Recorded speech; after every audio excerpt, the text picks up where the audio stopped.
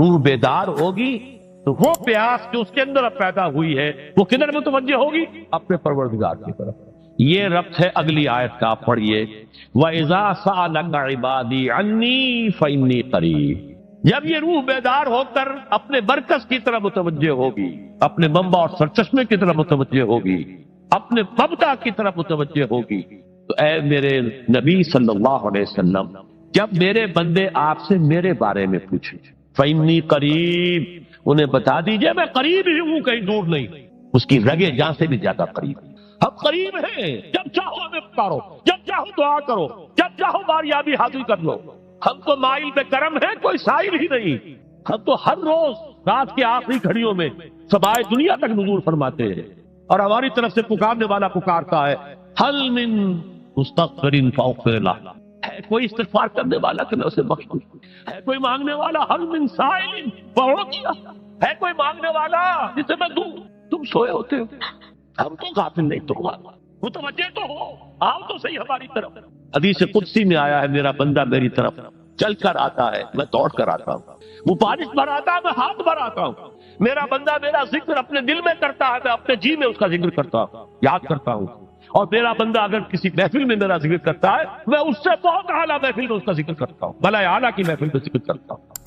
یہ حدیث کے الفاظ ہیں کہ تو تم غافل ہو بھائی ہم سے، ہم تو غافل نہیں۔ اغیب و ذلطائف لا یغیب وارجو ہو رجال لا یخیب، میں غائب ہو جاتا ہوں، وہ تو غائب ہونے والی ہستی نہیں ہے، حران موجود ہوا معکم اینما کنتم وَإِذَا سَأَلَكَ عِبَادِي عَنِّي فَإِنِّي قَرِيبٌ أُجِيبُ دَعْوَةَ الدَّاعِ إِذَا دَعَانِ فَلْيَسْتَجِيبُوا لِي۔ لیکن اب آئی بات اصل، یہ دو طرفہ بات ہوگی، مجھ سے دعا کرو، کسی وقت کی پابندی نہیں، کسی جگہ کی پابندی نہیں، ناپاکی کی حالت میں ہو تب بھی دعا کر سکتے ہو، میری کتاب کو ہاتھ مت لگانا، مجھ سے دعا کر سکتے ہو، دعا پہ کوئی پابندی نہیں، لیٹے مانگو، بیٹھے مانگو، ناپاکی میں مانگو، پاکی میں مانگو، جب چاہو مانگو، دعا میں کوئی خطرت نہیں۔ اور جہاں پارو گے there and then I will listen to you and I will grant your prayers۔ اجیبو جو ہے، اجیبو دونوں مان، جواب دینا اور قبول کرنا، اجابت استجابت دونوں کا ایک ہی مفہوم ہے، جواب دینا اور قبول کرنا۔ اجیبو دعوت الداعی اذا دعان، میں تو ہر پکارنے والے کی پکار کو سنتا ہوں، قبول کرتا ہوں جب بھی وہ مجھے پکارتا ہے، لیکن فَلْيَسْتَجِيبُوا لِي، میرا بھی تو کہنا مانو، چاہیے کہ یہ بھی میرا کہنا مانے، مجھ سے محبت کریں، مجھ سے لو لگائیں، میرے دین کے لیے اپنے آپ کو وقف کریں۔ ان صلاتی و نسکی و محیای و مماتی للہ رب العالمین، میرے باغیوں کے خلاف بغاوت کریں، میرے دین کا جھنڈا اونچا کریں۔ یہ سارے احکام ہیں کہ یہ قرآن میں، قاتلوہم، جیسا کہ میں نے آپ کو بتایا اگلے ہی رکوع میں قتال کا حکم آ رہا ہے۔ اب وہ گھوڑوں کو روزہ رکھواتے تھے، بتا دیا یہ روزہ تمہیں کس لیے رکھوایا جا رہا ہے، اگلے ہی رکوع کے اندر حکم ہے قاتلوا فی سبیل اللہ الذین یقاتلونکم وقاتلوہم حتی لا تکون فتنۃ ویکون الدین للہ، اللہ کے لیے دین ہو جائے، پورا کا پورا نظام اللہ کے تابع آ جائے، اس کے لیے پہلے دعوت دو، محنت کرو، جد و جہد کرو، اس دعوت کے نتیجے میں جمعیت فراہم کرو، جب جمعیت اتنی ہو جائے کہ پھر اس باطل نظام کے خلاف بغاوت کر سکو تو کرو بغاوت، اگر باطل نظام کے خلاف بغاوت نہیں کرتے ہو تو پھر ہم سے بغاوت ہے تمہاری۔ پہلے ذہنی بغاوت ہے، آپ ڈس اون کیجئے ذہنی اعتبار سے، نفسیاتی اعتبار سے، میں اس نظام کو نہیں اون کرتا، ریکنسائل نہ کیجئے اس کے ساتھ، کوئی تعاون نہ کیجئے اس کے ساتھ، کوئی چاکری اور ملازمت نہ کیجئے اس کی، تن من دھن لگائیے اس نظام کو بدلنے کے لیے، چاہے ابھی وہ دعوت کے مرحلے میں ہے، لوگوں کو تیار کیا جا رہا ہے، تربیت دی جا رہی ہے، تزکیہ کیا جا رہا ہے، لیکن ہدف کیا ہے؟ تاکہ اللہ کا دین غالب۔ فَلْيَسْتَجِيبُوا لِي، میرا بھی تو کہنا سنے اور مانے، میں جہاد کا حکم دیتا ہوں تو جہاد کریں، میں اقامت دین کا حکم دیتا ہوں اقیم الدین تو اس کے لیے کھڑے ہو جائیں، میں قتال کا حکم دوں تو قتال کریں۔ فَلْيَسْتَجِيبُوا لِي وَلْيُؤْمِنُوا بِي، اور مجھ پر ہی اپنا ایمان پختہ رکھیں، توکل کریں تو مجھ پر کریں، محبت کریں تو مجھ سے، راضی رہے تو میری تقدیر پر راضی رہے، توکل ہو، راضی برضائے رب ہو، اطاعت ہو، جب تک یہ ساری چیزیں اللہ کے لیے نہ ہو جائیں۔ والذین آمنوا اشد حبا للہ، اصل میں تو مومن وہ ہوتے ہیں جو سب سے بڑھ کر شدید ترین محبت اللہ سے کرتے ہیں۔ قل ان کان آباؤکم وابناؤکم وإخوانكم وأزواجكم وعشيرتكم وأموال اقترفتموها وتجارة تخشون كسادها ومساكن ترضونها أحب إليكم من الله ورسوله وجهاد في سبيله فتربصوا حتى يأتي الله بأمره والله لا يهدي القوم الفاسقين۔ اے نبی ان سے کہہ دیجئے اگر تمہیں اپنے باپ، اپنے بیٹے، اپنے بھائی، اپنے اسپاؤسز، بیوی کے لیے شوہر، شوہر کے لیے بیوی، اور رشتہ دار، اور تمہارے وہ مال جو تم نے بڑی محنت سے جمع کیے ہیں، تمہارے وہ کاروبار جن کا تمہیں اندیشہ ہوتا ہے کہ کساد بازاری نہ ہو جائے، کہیں پر جو ہے ریسیشن نہ آ جائے، اور تمہارے وہ مکان اور محلات جو تم نے بنائے ہیں، اگر یہ 8 چیزیں محبوب تر ہیں اللہ سے اور اس کے رسول سے اور اس کی راہ میں جنگ کرنے سے، جہاد سے، تو جاؤ دفع ہو جاؤ، بیٹھو وہاں یہاں تک کہ ہم اپنا فیصلہ سنا دے۔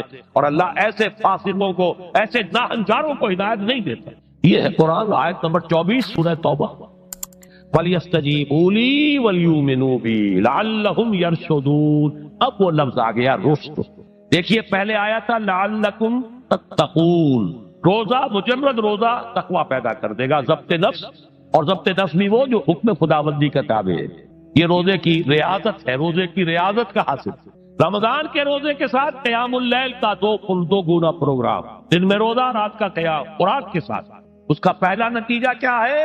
لعلکم تشکرون، تاکہ قرآن کی عظمت منکشف ہو جائے، قرآن کی قدر و قیمت سے تم آگاہ ہو جاؤ، تمہیں معلوم ہو جائے کتنی بڑی دولت ہے جو اللہ نے دی ہے۔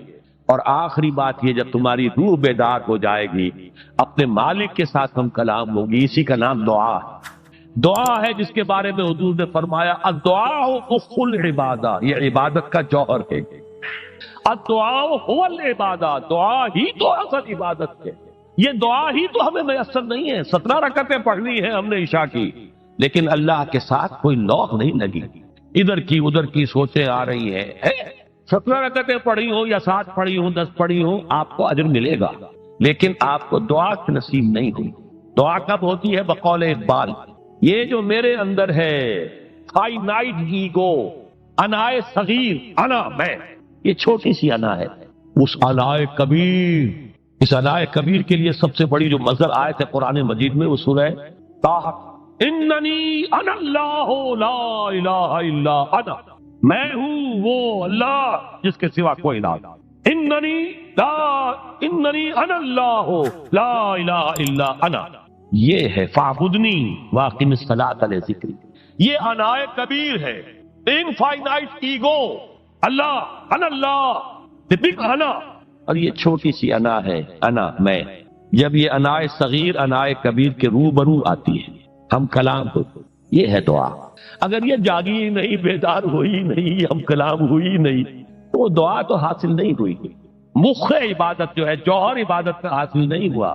ہاں ایک شکل ہے عبادت کی، مراسم عبودیت ہے، یہ اشکال ہے، رہ گئی رسم ادا روح بلالی نہ رہی، فلسفہ رہ گیا تلقین غزالی نہ رہی، ایک شکل ہے، تم نے کر لی، اجر ملے گا، آخر وقت نکالا ہے، آپ اللہ کے سامنے کھڑے ہوئے اجر سے، محنت کا جو اجرت وہ دے گا، لازم اس پر بھی دے گا، لیکن حقیقت صلاۃ کوئی اور شے۔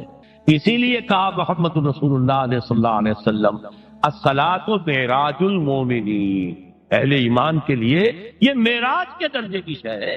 معراج میں مکالمہ ہوا تھا، التحیات للہ والصلوات والطیبات، یہ حضور نے فرمایا، السلام علیک ایھا النبی ورحمۃ اللہ وبرکاتہ، کس نے کہا؟ اللہ نے فرمایا، السلام علینا وعلی عباد اللہ الصالحین، حضور نے فرمایا اس سلامتی میں میں تمام اللہ کے نیک بندوں کو شامل کر رہا ہوں، سلامتی مجھ پر بھی ہو اور تمام اللہ کے نیک۔ یہ مکالمہ ہے، مخاطبہ ہے۔ جب تک یہ مکالمے اور مخاطبے کی شکل میں، اگر وہ انائے صغیر جاگی ہی نہیں، سوئی ہوئی ہے، بے ہوش ہے، پڑی ہوئی ہے، سسک رہی ہے یا مر چکی ہے، روح مر بھی جاتا ہے، جسم زندہ ہے، روح مر، جسم جان کے ساتھ زندہ ہے، حیوان انسان زندہ ہے، انسان مر چکا۔ اس لیے قرآن کہتا ہے نبی یہ مردہ ہے، اموات غیر احیاء، یہ نہیں سنتے ہیں، یہ آپ تو سمجھتے ہیں آپ کہ یہ بڑے غور سے سن رہے ہیں، نہیں سن رہے، یہ تو مردہ ہے، روحانی طور پر مردہ ہے، ان کی روح مر چکی ہے، یہ تو حیوان رہ گیا ہے زندہ صرف، یہ چلتے پھرتے مقبرے ہیں، یہ چلتے پھرتے تعزیے ہیں، اس کے سوا کچھ نہیں۔ یہ ابو جہل کون ہے اور ابو لہب کون ہے؟ یہ حیوان ابو جہل ہے اور حیوان ابو لہب ہے۔ ظاہر بات ہے کہ آنکھ تو کتے کی بھی ہے اور بلی کی بھی ہے، اور کان کتے کے بھی ہے، بلی کے بھی ہے۔ کتا بھی دیکھ کر گاڑی آ رہی ہے تو اپنے آپ کو بچاتا ہے، تم نے بچا لیا تو کون سا بڑا کمال کیا۔ وہ اندر کا انسان مر چکا ہے، یہ انسان اندر کا روحانی وجود یا مر چکا یا سسک رہا ہے یا دبا ہوا ہے، بے ہوش ہے، یہ بیدار ہو اور ہم کلام ہو۔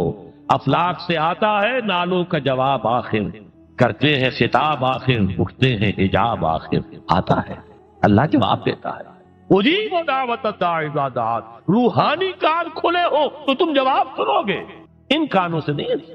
وہی جب محمد پر آئی تھی ان کانوں سے نہیں آئی تھی، وہ دل پر اتری تھی براہ راست۔ فَإِنَّهُ نَزَّلَهُ عَلَىٰ قَلْبِكَ، ان کانوں کا ان آنکھوں کا سوال نہیں ہے، وہ دل پر براہ روح ہے محمدی پر۔ یہ روح، اسی لیے وہی کو بھی روح کہا گیا ہے، لانے والا بھی روح، اور روح الامین جس پر لایا گیا وہ بھی روح ہے محمدی، جس کا مسکن ہے قلب محمدی، اور جو لائی گئی وہ بھی روح ہے۔ وَكَذَلِكَ أَوْحَيْنَا إِلَيْكَ رُوحًا مِّنْ أَمْرِنَا، یہ قرآن ہم نے نازل کیا ایک روح ہے اے محمد جو آپ پر نازل کی۔ مَا كُنْتَ تَدْرِي مَا الْكِتَابُ وَلَا الْإِيمَانُ، اس سے پہلے تو آپ کو کچھ پتہ نہیں تھا کتاب کیا، شریعت کیا، ایمان کیا۔ وَلَٰكِنْ جَعَلْنَاهُ نُورًا، ہم نے اس قرآن کو نور بنا کر آپ پر اتارا ہے۔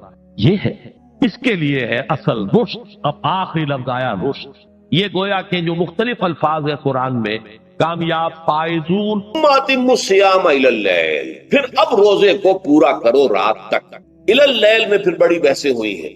اس لفظ کی مناسبت سے اہل تشیع اس کے قائل ہیں کہ جبکہ خوب اندھیرا ہو جائے، لیکن اہل سنت کا اجماع ہے کہ غروب آفتاب اس سے مراد، اس لیے کہ آغاز رات کا غروب آفتاب کے ساتھ، اور اس میں بھی احادیث کے اندر آیا ہے کہ تعجیل کرنی چاہیے۔ بعض لوگ وہی جو میں نے عرض کیا کہ تقویٰ کے تحت جو ہے، جیسے کہ سفر میں بھی روزے رکھتے ہیں، یا 104 بخار کے درجے میں بھی وہ روزہ قضا کرنے کو تیار نہیں ہوتے، ایسے ہی وہ تاخیر کرتے ہیں اپنے تقوی کے حساب سے، کہیں ایسا نہ ہو، کوئی غلطی نہ ہو جائے، کہیں یہ نہ ہو جائے، کہیں وہ نہ ہو جائے، تو پھر اس کے اندر وہ افطار میں، تو آپ نے فرمایا کہ قوم جو ہے اسی وقت صحیح رہے گی جبکہ وہ افطار میں عجلت سے کام، یعنی سحری کے اندر بہت زیادہ جلدی کرنے کی ضرورت نہیں، اگر اذان ہو رہی ہے اس کے دوران بھی اگر کچھ کھا پی رہے ہو تو کھا پی لو، مکمل کرو۔ اسی طریقے سے افطار کے اندر جو ہے وہ تاخیر کرنے کی ضرورت نہیں، سورج کے غروب کے ساتھ افطار کرنا۔ وَلَا تُبَاشِرُوهُنَّ وَأَنْتُمْ عَاكِفُونَ فِي الْمَسَاجِدِ، ہاں اپنی بیویوں سے تم مباشرت نہ کرو، تعلق زن و شو قائم نہ کرو جبکہ تم مسجدوں کے اندر معتکف۔ یہ اعتکاف کا ذکر ہو گیا رمضان کے آخری عشرے میں۔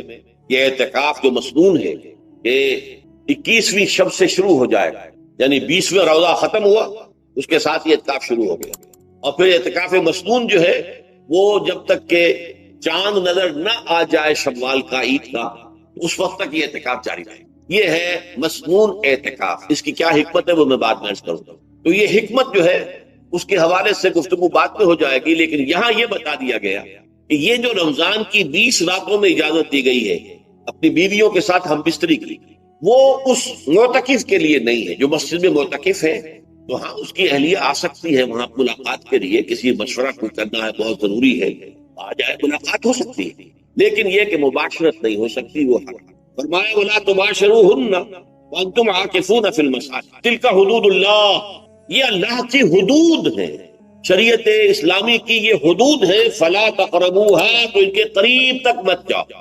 قرآن مجید میں اس اعتبار سے دو انداز تعبیر ہے کہ اللہ کی حدود ہے فَلَا تَعْتَدُوهَا، یہ اللہ کی حدود ہے، ان سے تجاوز نہ کرو، اس حد کو پھلانگ نہ جاؤ، اس حد سے آگے نہ گزر جاؤ۔ یہاں ہے تقربوہا، اللہ تعالیٰ کی حدود کے قریب تک نہ جاؤ۔ اس کی وجہ ایک حدیث میں بیان کر دی گئی ہے کہ جیسے ہر بادشاہ کی ایک چراگاہ ہوتی ہے، وہ صرف شاہی جو بھی ہیں جانور ہیں ان کے، یا گھوڑے ہیں یا کوئی اور ہیں، ان کے چرنے کے لیے ہے، وہاں پہ کوئی رعایت کا کوئی آدمی اپنی بھیڑ بکریاں وغیرہ نہیں لے جا سکتا۔ وہ حما کہلاتا تھا کہ یہ شاہ کے لیے مخصوص ہے، لکل ملک حمن وحم اللہ محارم، اللہ بھی بادشاہ ہے کائنات کا، ارض و سما کا، اس نے بھی جن چیزوں کو حرام کر دیا ہے وہ حما، اس میں داخل نہیں ہونا تمہیں۔ تو فرمایا کہ جو چرواہا اپنی بھیڑوں کو بالکل اس کی آخری حد تک لے جائے گا تو اندیشہ ہے کہ کوئی بھیڑ کوئی بکری چھلانگ لگائے اور اس چراگاہ میں داخل ہو جائے۔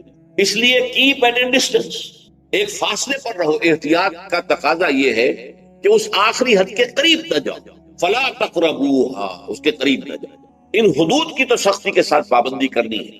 ان کے لیے یہ ہے کہ ان کو نہ صرف یہ کہ ان سے تجاوز نہیں کرنا، بلکہ ان سے ذرا کچھ فاصلے ہی پر اپنے آپ کو رکھنا ہے۔ کذالک یبین اللہ آیاتہ للناس، اسی طریقے سے اللہ تعالیٰ واضح کرتا ہے اپنی آیات کو لوگوں کے لیے، وَلَعَلَّهُمْ يَتَّقُونَ، اور تاکہ وہ پھر تقویٰ کریں، بچیں۔ جب احکام معلوم ہو گئے اب بچنا آسان، جب احکام معلوم نہیں تو اندیشہ ہے کہ کہیں کسی حرام کے اندر جو ہے وہ ملوث ہو جائے۔ جیسے کہ ایک حدیث میں آتا ہے کہ الحلال بین والحرام بین وبینہما مشتبہات، حلال کیا ہے یہ بھی واضح ہے، حرام کیا ہے یہ بھی واضح ہے، البتہ ان دونوں کے مابین کچھ چیزیں ہوتی ہیں متشابہات، پتہ نہیں حلال ہے کہ حرام ہے، تو تم بچو، ان چیزوں سے بھی بچو، اس لیے کہ اس کے اندر حرام ہونے کا اندیشہ ہے، لہذا ان سے بھی بچو۔ جو صریحاً حلال ہے اسی پر اکتفا، جن کے بارے میں تعین نہیں ہو پا رہا ہے کہ وہ حلال ہے، البتہ یہ بھی ثابت نہیں ہو رہا ہے کہ وہ حرام ہے، تو ان سے یہ تقویٰ کا تقاضا ہے۔ اگرچہ قانونی اعتبار سے یہ کہا جائے گا کہ وہ مباح، جس شے کی حرمت کا ثبوت ہمیں کتاب اللہ اور سنت رسول سے نہ ملے وہ مباح ہے، لیکن یہ ہے کہ تقویٰ کا تقاضا یہ ہے، قانون کا تقاضا یہ کہ مباح کو آپ اختیار کریں گے تو آپ پر گرفت نہیں ہوگی، اس لیے کہ اس کی حرمت ثابت نہیں ہے، لیکن تقویٰ کا تقاضا یہ ہے کہ آپ صرف اس شے پر اکتفا کریں کہ جس کے حلال ہونے کے لیے ثبوت اور دلیل موجود، تو یہ ہے کہ تلک حدود اللہ فلا تقربوها كذلك يبين الله لكم للناس آیاتہ للناس لعلهم يتقون۔ یہ احکام ہے تکمیلی روزے کے، جس کے ضمن میں میں نے کچھ احادیث نبویہ کے حوالے سے بھی ان کی مزید وضاحت کر دی۔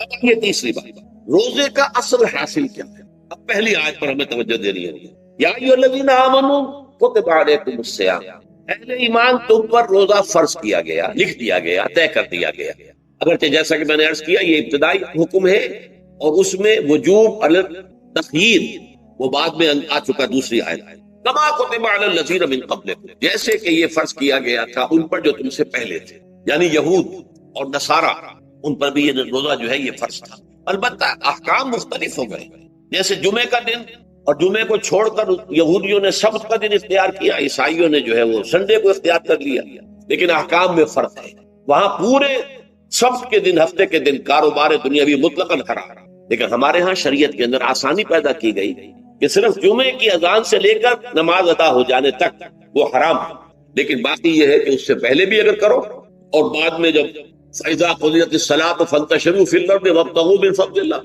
جب نماز ادا ہو چکے تو جاؤ منتشر ہو سکتے ہو زمین میں اور اللہ تعالیٰ کے فضل کو تلاش کر سکتے ہو۔ تو اسی طریقے سے اگرچہ حکم روزہ جو ہے وہ تو سابقہ امتوں میں بھی تھا، لیکن یہ اس کے احکام جو ہے ان کے اندر تغیر و تبدل ہے۔ کتب علیکم الصیام کما کتب علی الذین من قبلکم لعلکم تتقون، تاکہ تمہارے اندر تقوی پیدا ہو۔ اب یہ ہے حکمت صوم کی پہلی آیت۔ تقوی کسے کہتے ہیں؟ بچنا، کس چیز سے بچنا؟ اللہ نے جو چیزیں حرام کی ان سے بچنا، اللہ کے احکام کو توڑنے سے بچنا۔ دیکھیے یہ لفظ جو ہے اس کا مادہ ہے وا، آف اور یا، وقا۔ وقا یقی کے معنی ہے کسی کو بچانا، ہم دعا مانگتے وقنا عذاب النار، اے اللہ ہمیں آگ کے عذاب سے بچا دے، لیکن اتقا، ارتقا بنتا ہے باب افتعال، واو تے میں شامل ہو گئی تو اتقا، اور اسی سے تقوی ہے۔ تقوی کے معنی کیا ہے؟ بچنا، خود بچنا۔ وقا یقی دوسرے کو بچانا، بچنا اللہ کے احکام کو توڑنے سے، اللہ کی حرام کردہ چیزوں میں ملوث ہونے سے، اللہ کے غضب سے، غصے سے، اللہ کی ناراضگی سے، اور آخرت میں اللہ کے عذاب سے۔ یہ بچنے کی روش ہے، پوری زندگی میں بھی اس کو جاری رکھنا۔ یہ تقویٰ زندگی میں کیا ہوگا؟ اللہ کے احکام کو توڑنے سے بچنا، اللہ کی حرام کردہ چیزوں میں ملوث ہو جانا، ان کا استعمال کھانے پینے سے متعلق ہو یا وہ شہوت سے متعلق ہو یا کسی اور چیز سے متعلق ہو، اس سے بچنا۔ اور یہ بچنا جو ہے آخرت میں نتیجہ خیز ہوگا، جہنم سے بچاؤ ہو جائے گا، آگ کے عذاب سے نجات مل جائے۔ اچھا روزے کا اس سے تعلق کیا ہے یہ سمجھنا۔ دیکھیے ہمارے گناہوں کا سب سے بڑا سبب ہمارے نفسانی تقاضے ہیں۔ ہم ایک حیوان بھی ہیں اور حیوان سے برتر بھی کچھ ہے، وہ میں بات کروں گا، لیکن حیوان تو ہے، جیسے ہر حیوان کو کچھ خوراک کی ضرورت ہے، ہمیں بھی ضرورت ہے، ہر حیوان کو بقائے نسل کا معاملہ جنسی ہے، وہ ہمارا بھی ہے، ہر حیوان کو کوئی نہ کوئی سر چھپانے کی جگہ چاہیے، کوئی گھونسلہ ہو، کوئی کھو ہو، کوئی بل ہو، کچھ بھی ہو اس سے چاہیے آخر۔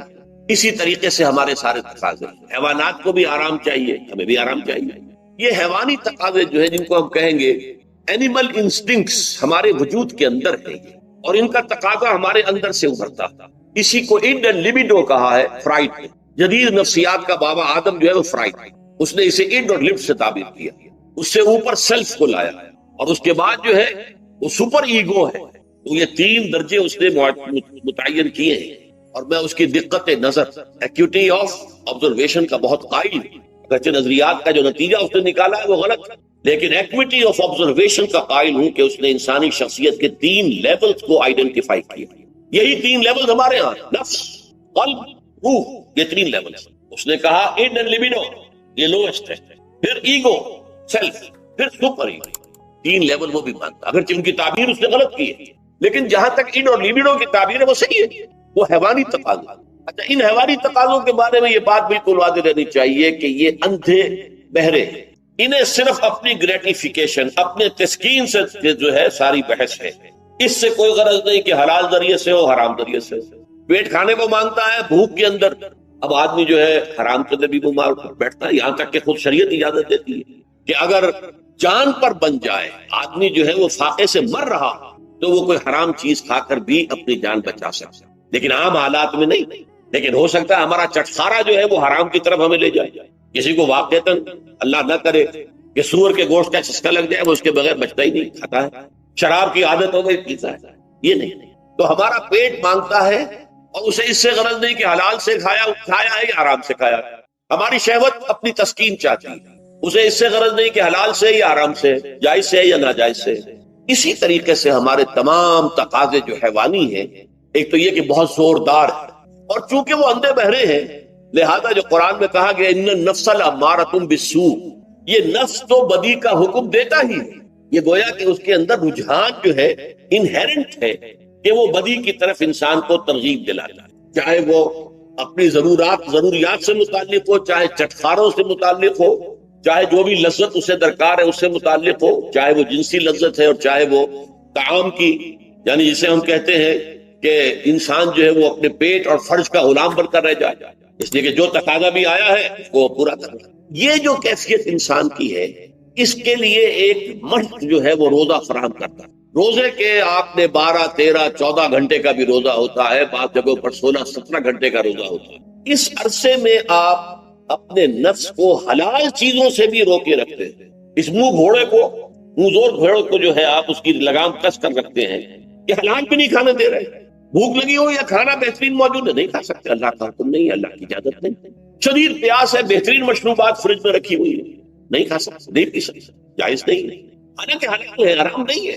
بیوی موجود ہے، یا جیسے کہ لونڈیوں کا معاملہ ہوتا تھا، لونڈی موجود ہے، لیکن نہیں، آپ اپنی شہوت جو ہے وہ اس سے پوری نہیں کر سکتے. یہ پابندیاں نفس کے اوپر لگانا، یہ ایک مشق، یہ ایک ریاضت ہے. اس ریاضت کا حاصل یہ ہونا چاہیے کہ انسان بقیہ 11 مہینوں میں اپنے آپ کو حرام سے تو بچائے نا. یہاں وہ حلال سے رکا ہوا اللہ کے حکم سے، کہ حلال چیز بھی نہیں کھا رہا، دن بھر نہیں پی رہا، دن بھر نہیں اپنی کوئی شہوت پوری کر رہا، دن بھر حلال ذرائع سے بھی. تو اس سے اس کے اندر یہ ایک، اس کو ہم کہیں گے سیلف کنٹرول پیدا ہو جائے، اپنے نفس کو قابو میں کر لے. یہ گویا کہ اس کا سب سے پہلا، اس روزے کی ریاضت، روزے کی مشق کے حوالے سے یہ اس کی حکمت ہوئی کہ اس سے کے ذریعے سے انسان میں سیلف کنٹرول پیدا ہو جائے، ضبط نفس. یہاں پہ تھوڑی سی میں وضاحت کر دوں. رہبانیت کے اندر آپ کو معلوم ہے کہ سیلف اینیہیلیشن، انگریزی الفاظ جو ہیں وہ زیادہ بعض لوگوں کے لیے واضح ہوئے، نفس کشی، نفس کو کچل دینا، ختم کر دینا، مار دینا، یہ رہبانیت میں ہوتا، اسلام میں نہیں. اسلام کا نظام بڑا متوازن ہے. ان لنفسک علیک حقا وان لزوجک علیک حقا وان لزورک علیک حقا. حضور نے فرمایا دیکھو تمہارے نفس کا بھی تم پر حق ہے، اسے مناسب حد تک آرام دینا بھی تمہارے ذمے ہے، اسے غذا فہم پہنچانا بھی تمہارے ذمے ہے. فرق صرف کیا ہے؟ حلال سے ہو حرام سے نہ. اس کی شہوت کو پورا کرنا بھی تمہارے ذمے ہے. فرق صرف کیا ہے؟ جائز راستے سے ہو حرام سے نہ. اس کا نام ضبط نفس ہے، سیلف اینیہیلیشن، نفس کو کچل دینا. یہ جو تپسیاں جو ہیں ہندو سادھو کرتے رہے ہیں، اور جو سب سے زیادہ معاملہ جو ہے وہ جو راہب ہوتے تھے حضرت مسیح علیہ السلام کے پیروکاروں میں، انہوں نے تاریخ کے اندر جو مثالیں دی ہیں اس کا جو ہے اندازہ کرنا مشکل ہو جاتا ہے کہ کس درجے وہ لوگ اپنے نفس کو کچلتے تھے، جس کا قرآن مجید میں سورہ حدید میں ذکر بھی ہے. اکثر لوگ تو پابندی نہیں کر سکتے تھے، اپنے اوپر پابندیاں لگانے کے بعد غلط راستوں پر بھی چل پڑتے تھے، لیکن جو لوگ ان پابندیوں کو نبھاتے تھے وہ کس انتہا تک جاتے ہیں. کبھی آپ جو ہے ہسٹری آف کرسچن موناسٹسزم پر جو تاریخ کتابیں لکھی گئی ان کو پڑھیں تو اندازہ. مولانا مودودی نے تفہیم القرآن میں اس کا کچھ حوالے دیے ہیں، اور واقعہ یہ کہ رونگٹے کھڑے ہو جاتے ہیں انسان پر کہ اس درجے میں انہوں نے اپنے نفس کو کچلا دیا۔ ہمارے صوفیہ کے ہاں بھی بعض ایسی روایات صحیح ہیں یا غلط بیان کی جاتی ہیں، لیکن اسلام کا اصل معاملہ کیا ہے؟ توازن، اعتدال۔ تمہارے نفس کا بھی تم پر، ان لنفسک علیک حق، تمہاری بیوی کا بھی تم پر حق ہے، وان لزوجک علیک حق، اور تمہارا جو بھی کوئی ملاقاتی ہے، کوئی دوست ہے، اس کا بھی زورک علیک حق، زیارت کرنے کے لیے کوئی آیا اس کا بھی حق ہے، ان کے حقوق ادا کرتا۔ حضرت عبداللہ ابن عمرو بن العاص رضی اللہ تعالی عنہما صحابہ کرام میں اس اعتبار سے بہت ممیز تھے کہ ان پر عبادت جو ہے، عبادت گزاری کا اتنا غلبہ ہو گیا تھا، ہر روز روزہ رکھتے تھے اور رات کو پوری رات کھڑے رہتے تھے۔ حضور کو اطلاع دی گئی، حضور نے طلب کیا فوراً، آپ نے فرمایا یا عبداللہ الم نخبر، کیا ہمیں یہ خبر نہیں دی گئی انک تصوم الدہر تقوم اللیل، کہ تو ہمیشہ رات کو کھڑا رہتا اور ہر روز روزہ رکھتا ہے۔ ظاہر بات ہے حضور کے حضور میں جھوٹ کیسے بولتے ہیں، ویسے بھی جھوٹ بولنے کا سوال نہیں صحابے کے لیے، تو عرض کیا بلا یا رسول اللہ، یہ تو صحیح ہے، فرمایا لا تفعل، عربی زیادہ مت کرو، فإن لنفسك عليك فإن لزوجك عليك فإن لزورك عليك، تمہارے نفس کا بھی تم روزہ رکھو بھی اور افطار بھی کرو۔ بہترین روزہ جو ہے وہ حضرت داؤد علیہ السلام کا تھا، ایک دن روزہ رکھتے تھے، ایک دن افطار تھا، لیکن یہ ہے کہ آپ ہفتے میں 2 دن روزے حضور کے ہیں، سوموار کو اور جمعرات، مہینے میں 3 روزے، یہ ہے، اس میں گویا کہ سنت پر عمل بھی ہو جائے گا، لیکن یہ کہ ہمیشہ روزہ رکھو، بلکہ یہاں تک کہا گیا ما صام من صام الدہر، جو ہمیشہ روزہ رکھتا ہے اس نے کوئی روزہ رکھا ہی نہیں۔ کیا مطلب؟ یہ تو اس نے اپنی ہیبٹس بدل لی ہے، ہیبٹ ہو گئی ہے یہ کہ سارا دن بھر نہیں کھانا، صبح کھانا، شام کو کھانا، بس یہ تو اس نے اپنی ہیبٹ بدل لی ہے، روزہ ہیبٹ بن گیا۔ ما صام من صام الدہر، جس نے ہمیشہ روزہ رکھا اس نے کوئی روزہ رکھا ہی نہیں، اس لیے کہ روزہ تو در حقیقت اس شخص پر شاخ گزرتا ہے جس کو عادت ہے دن میں کھانا کھانے کی، اس کو دن کے اندر 3 کھانے کھانے کی عادت ہے، تبھی تو وہ شاخ گزرے گا۔ اگر وہ عادت ہی آپ نے بدلنی ہے تو ظاہر بات ہے کہ پھر روزے کی جو برکت ہے وہ تو ظاہر نہیں ہوگی۔ تو بہرحال اس اعتبار سے غور کیجئے کہ یہ پہلا حکم جو ہے روزے کا، لعلکم تتقون، تاکہ تمہارے اندر تقوی پیدا ہو جائے، اپنے نفس پر کنٹرول پیدا ہو۔ اس کو یوں سمجھیے کہ یہ ایک بڑا منہ زور گھوڑا ہے، ہمارا جو نفس ہے، ہمارا جو جسم ہے، حیوانی نظام، اس پر ہماری خودی یا ہماری انا یا ہماری ایگو یا ہمارا سیلف، یہ اس پر حکمران، اس کا گھوڑے کا سوار۔ اب اگر گھوڑا منہ زور ہے اور سوار کے قابو میں نہیں ہے تو کیا نتیجہ نکلے گا؟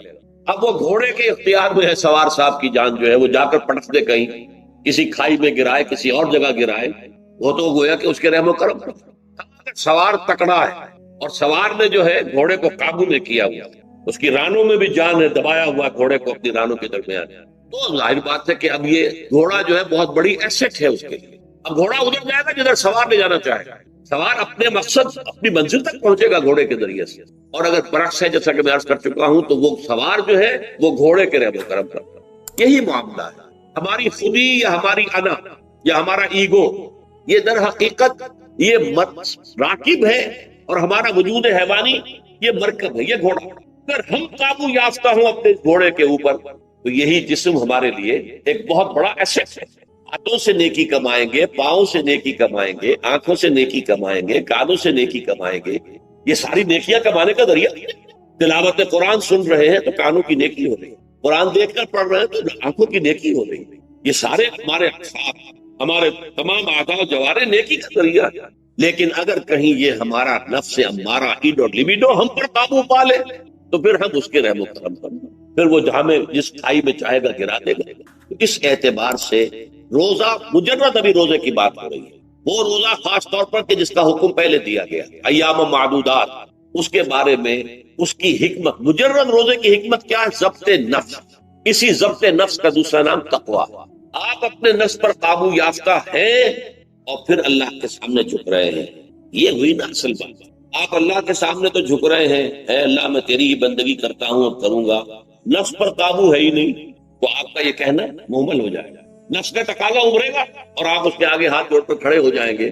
تو گویا کہ جو آپ نے کہا تھا ایاک نعبد و ایاک نستعین، اس کی پیروی کرنا، اس کو پورا کرنا، اس کا تقاضا بجا لانا آسان کام نہیں۔ جو بھی گویا مسلمانوں پہ لڑتا ہوں کہ دانم مشکلات لا الہ، جب میں کہتا ہوں کہ میں مسلمان ہوں تو میں مجھ پر کب طاری ہو رہی ہے، لیکن مجھے معلوم ہے کہ لا الہ کہنے کا مقصد کیا ہے، مطلب کیا ہے، اس کے تقاضے کیا۔ تو روزہ، مجرد روزے کی غرض و غایت تقویٰ یا ضبط نفس، یعنی سیلف کنٹرول، اور اس سیلف کنٹرول کے ساتھ اپنے پورے وجود کو اللہ کے سامنے جھکا دیا، یہ عبادت